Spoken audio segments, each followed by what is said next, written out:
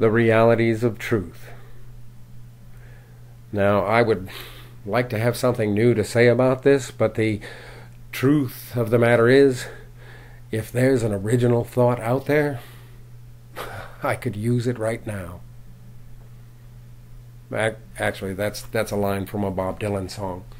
But that's okay, because he took it from something Groucho Marx once said. Well, anyway, that's neither here nor there. The point is that there are no original thoughts out there anymore. I mean, any thought that ye think is but a thought that hath been thunk. There's no original thoughts out there anymore. There's just new ways of expressing old ideas. All thoughts and ideas are essentially born of questions. And though the answers may vary somewhat, the questions are all the same. Who, what, when, where, why, and how. Now, when you're talking about things on a small scale, the names and faces and minor details, they matter somewhat. But when you're talking about things on a grand scale, like time and space, the names, faces, and minor details associated with the answers don't really matter. I mean, who or what created all of this? When was it created? Where is whoever or whatever that created this? Where are they now? And where were they when all of this was created? And before that? How was it created? And then the big question, why was it created? And the answers essentially are all the same. Either it was some supreme being or force of some sort from an unknown location with a motive on which we can only speculate, or it was the freak occurrence of happenstance.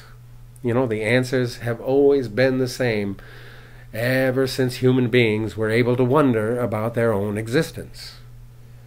And then when you're talking about things on a medium scale, such as life and death and love and hate, fear and faith, or political, religious, moral, and social issues, all the answers that we have for those things today, those answers can be found in the plays and sonnets of Shakespeare or old Greek dramas, the writings of philosophers going back for centuries, the teachings of spiritual leaders, the Bible, the Quran, myths, legends, fables.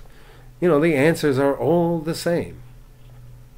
And as far as human beings go, we sadly are all but a bunch of gullible sponges that go about soaking up whatever facts we can find that we think will reaffirm the thoughts that we think we believe.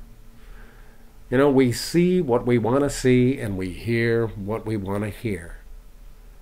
We all have these thoughts and beliefs that get ingrained into our brains, and then we go on for years trying to find any facts that we can to reaffirm these thoughts and beliefs. And some people will take the same thoughts and beliefs with them all the way to the grave, while others will find facts to reaffirm their beliefs until one day they will suddenly have an epiphany, an awakening, and they will come to realize that these beliefs that they've held on to for all these years are not true.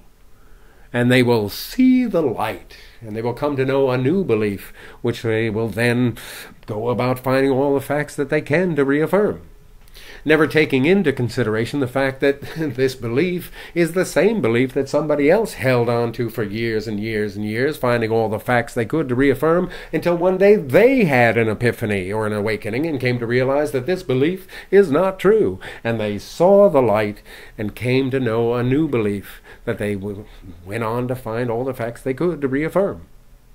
We see what we want to see, and we hear what we want to hear. And the only ones who know anything at all are the ones that know they don't. The more you learn, the less you know. And human beings will go on learning until one day they will have learned everything.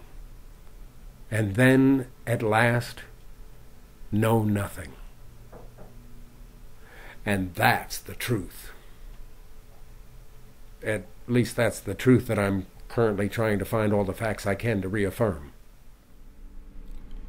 Do you swear to tell the truth, the whole truth, and nothing but the truth, so help you God? Well, That depends. Which God are you talking about?